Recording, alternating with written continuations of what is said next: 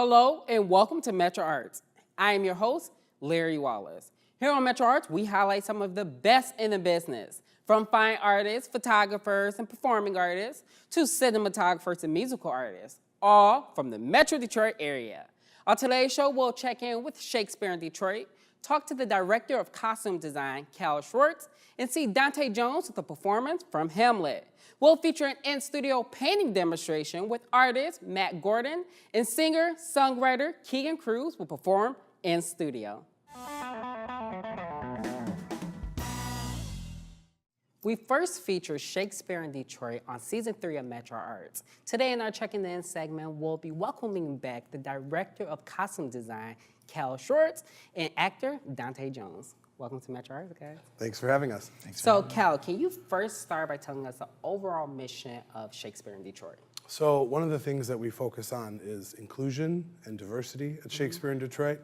Our artistic director, Sam White, is a resident and lifelong resident of Detroit. She's a graduate of Mumford High School.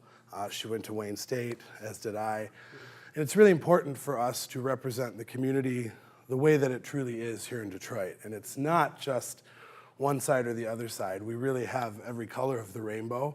So it's important for us as a theater company to make sure that we reflect that as well. So every time that we have a production, there's not only members of the community that are African American, that are white. We had a Pakistani actor several seasons ago. We've had actors from every type of background. Definitely. Now, it's been 4 seasons since you've been on the show.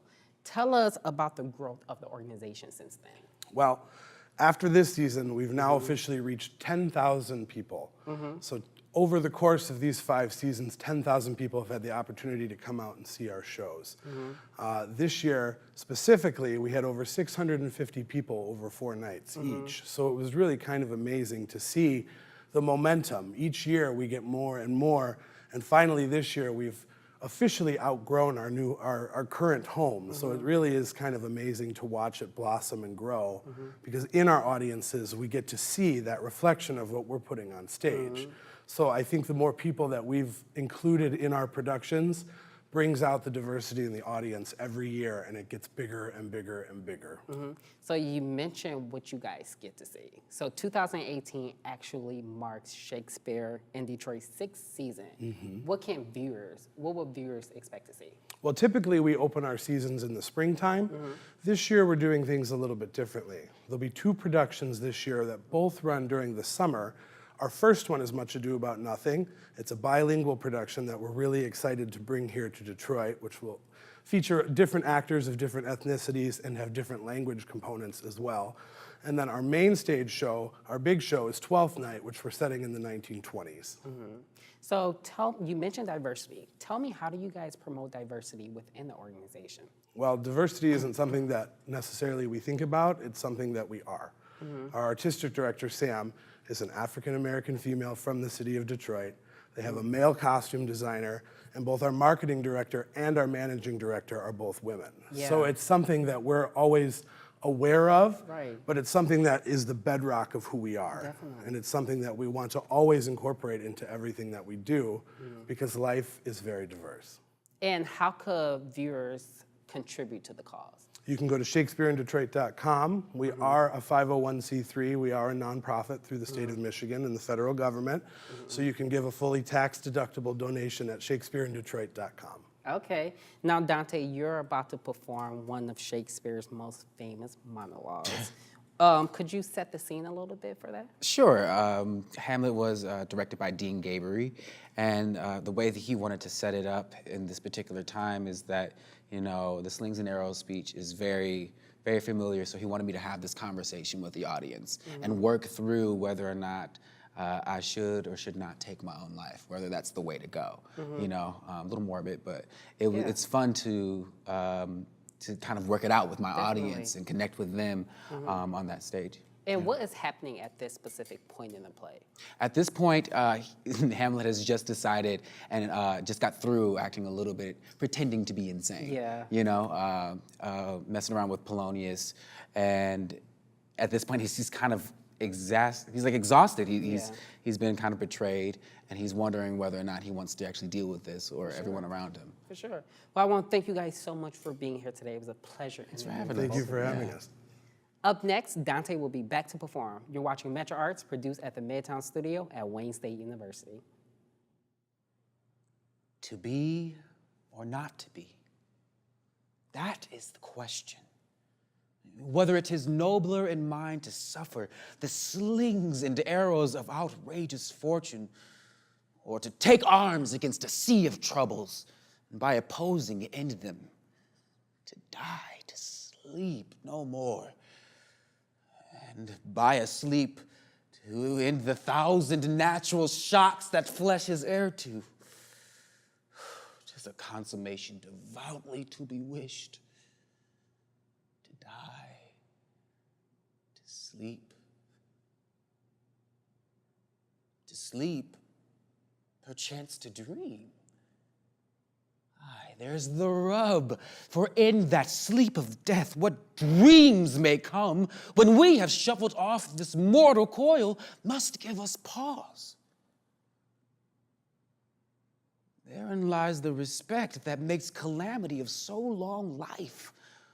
For who would bear the whips and scorns of time, the oppressor's wrong, the poor man's contumely, the pangs of disprized love, the law's delay, the insolence of office, and the spurns that patient merit of the unworthy takes, when he himself might his quietus make with a bare bodkin? Who would these fardels bear to grunt and sweat under a weary life, but that the dread of something after death, the undiscovered country, it puzzles the will and makes us rather bear the ills we have than fly to those we know not of. Thus, conscience does make cowards of us all, and thus the native hue of resolution is sicklied o'er with the pale cast of thought, and great moments of pith and enterprise with this regard their action turned away and lose the name of action.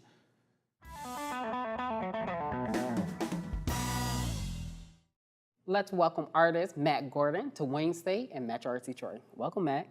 Hello, how are you? So I want to start by saying your painting is such a unique piece of work. But apparently I'm not the only one who thinks so. One reviewer actually wrote, he creates a labyrinth of creatures, people, and objects that may be reality in a parallel universe. And I think that's so fascinating. But how would you describe your work?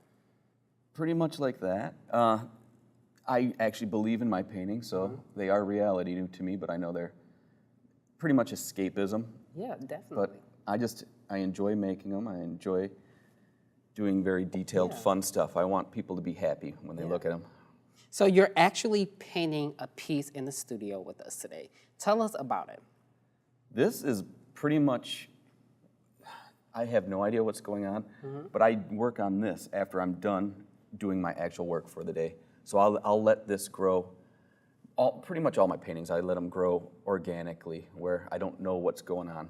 Because I'll get bored if I follow the blueprint of, my drawings and whatnot. Definitely. And how did you get started painting? Well, like any child, I had my coloring books and learning how to draw books. So I've been drawing since I was 4 or 5, and I was actually good at it. But I didn't start painting till high school, and I taught myself pretty much throughout college and after college. Definitely. So I must say, I see all of these unique creatures. Where does those ideas come from? Well, all of us grew up watching character-based television. That's what I know, that's what you know. And a lot of ways, they're basically taking the place of humans in my work. It's just easier to get the message across with animals than, let's say, having a human yelling at someone. It's just, it's a more gentle way of putting what I want to put down. Animals are more entertaining. Yeah. And where would you say your inspiration comes from when you're creating a piece? Well, I spend a lot of time in the woods, mountain biking, just hiking around. It's just peaceful. But I also collect a lot of old toys and junk. I enjoy clutter, but I also enjoy just peaceful places. So I'm in my mind, this is peaceful to me. I know people have other opinions, but What piece would you say are you most proudest of? I don't have it here with me, but Yeah. anything like this piece right here, just the composition of it. I like making very complex things that Definitely. it's where I have to strain myself to actually get it to work. I don't like simplicity too much. Definitely, definitely. And we were actually talking earlier about your wood sculpting background and how you got started. You want to tell us that story? Oh yeah. Well, I was on a family vacation in New Jersey, and I was 5, and I found a Girl Scout pocket knife on the grass, and my dad let me keep it, and he painted it blue, so it was a boy's knife. But I just started carving from there, and then once I got into my profession, before I had a cell phone or a digital camera, I used to fabricate all my characters and use those as the models rather than humans. Definitely. Now, you said something earlier about the blueprint process. Tell us about that process. Well, I use my sketchbooks as my blueprint, for all of these. But I will actually make my sketchbook pages into finished artworks and sell those, and that's how I can get money to fund these paintings. But I like to have a solid idea of what I'm doing beforehand. But then again, if I do one very complex drawing, I might only get one character out of that, and I'll use that. Yeah. Now, on average, Matt, how long does it usually take for you to create a piece and finish it?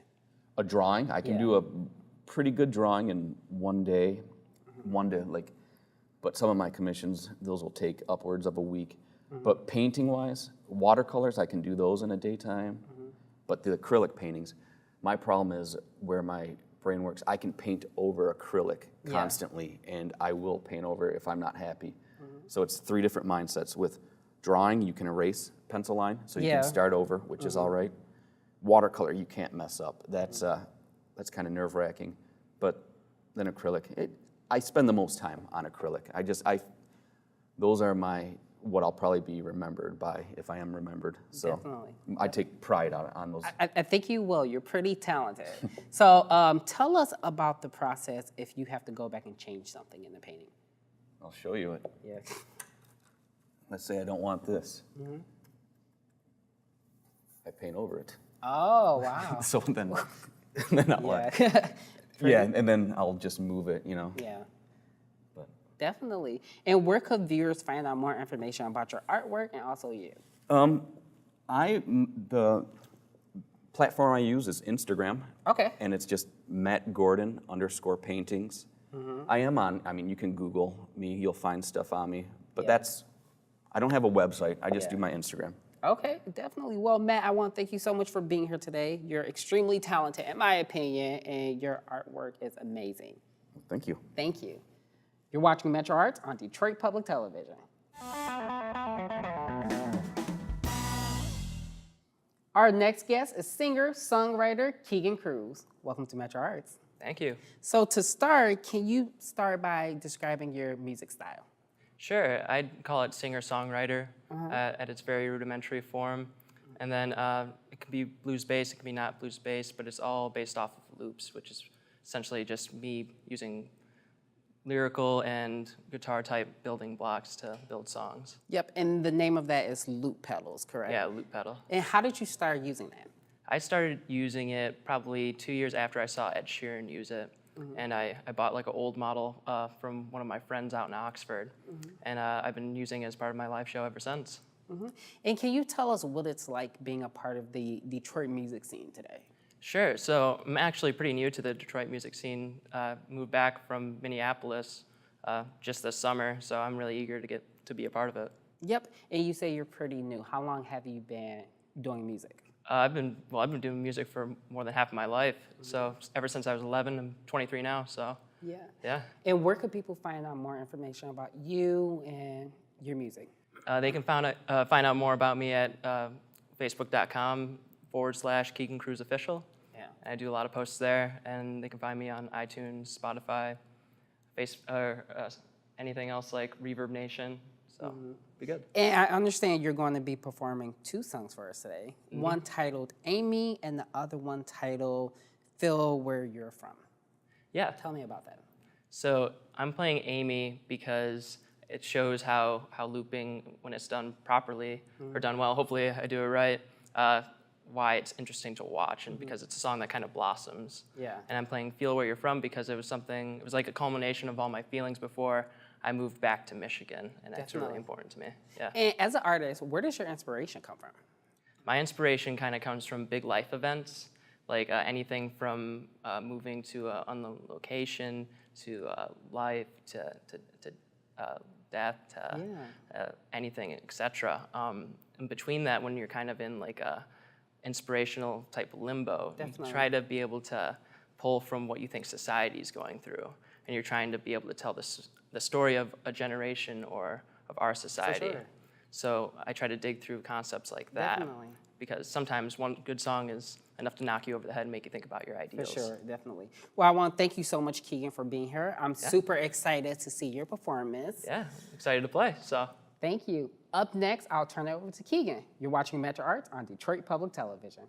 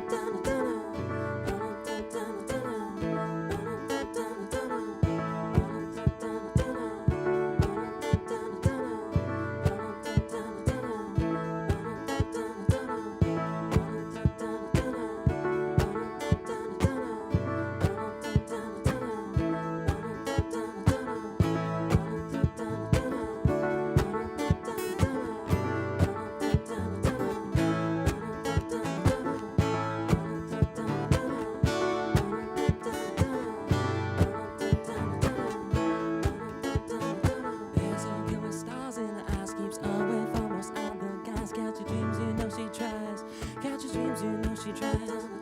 Took my feet to the side of the street. We listen to music and we let it speak for ourselves. There's no one else. Think of me, I found her aim, and we talk about the same things. Maybe doesn't let me call her baby, oh let me call you baby, oh let me call you baby. I love the way she loves you, falls deep and souls flies high in the mountains. Even they all tell the way to the season, but there ain't no waiting now. She took her fate to this side of the state, so in love with the whole world she creates. She's smiling now, cannot be fake. Isn't that it right now, baby? And she's a girl with stars in her eyes, girl who tries and tries, girl painted in blue skies. She's the right one for me and my mind. Amy, we talk about each other, maybe doesn't let me call her baby, oh let me call you baby, oh let me call you baby, oh let me call you baby, oh let me call you baby, oh let me call you baby, oh.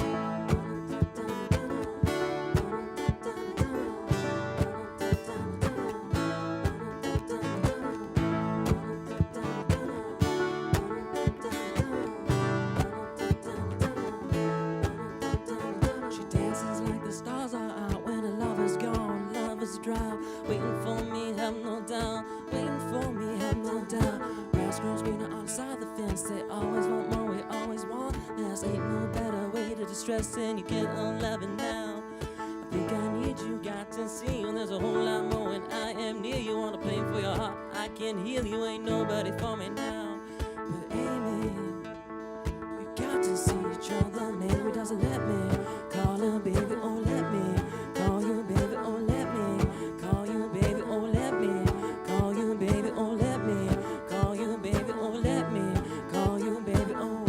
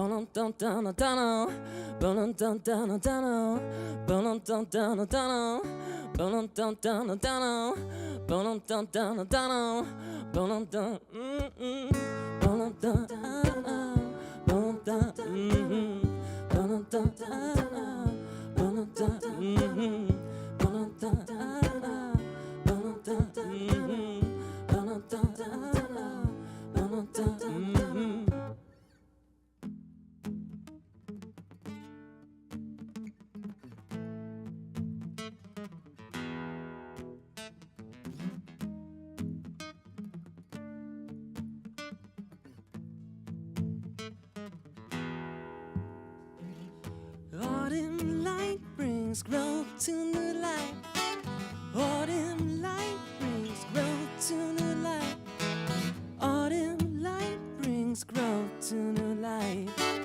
Autumn light brings growth to new life. This song for all those who lost the way. They don't know what to do and they don't know what to say. The world's got you feeling some type of way. You better put some light in your pocket now. This one's for all those who felt disarray or felt oppressed and to my dismay. The world's not changing fast enough these days, but there's something you can do.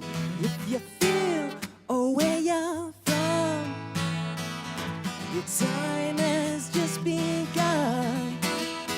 If you feel where you're from, you're not the only one.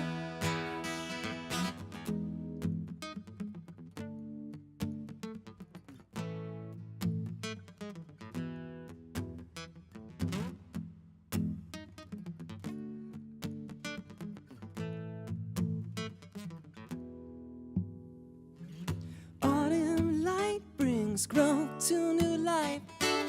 Autumn light brings growth to new life. Autumn light brings growth to new life. Autumn light brings growth to new life.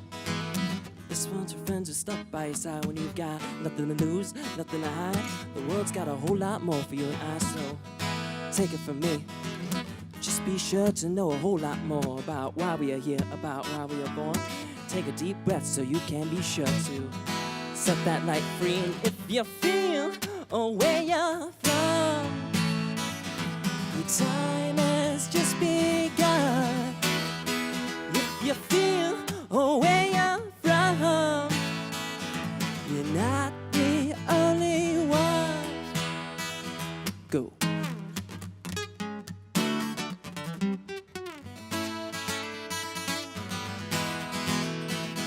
If you feel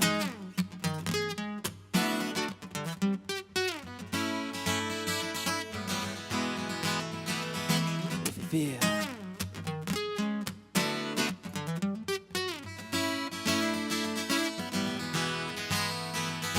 If you feel.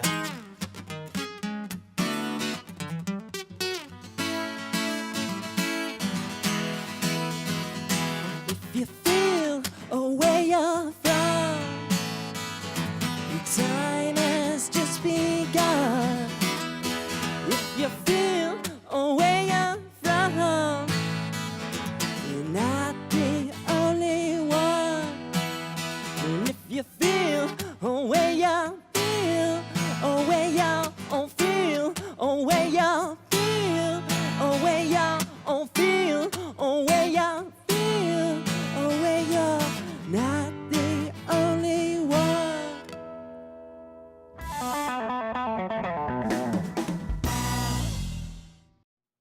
We hope you enjoyed today's show. I would like to thank our guests, Cal Schwartz, Dante Jones, Matt Gordon, and Keegan Cruz for being here today. Remember, you can watch any of our shows online at MetroArtsDetroit.com and find us on social media. I'm your host on MetroArts, Larry Wallace, reminding you to always support the arts and cultivate the talent in your community.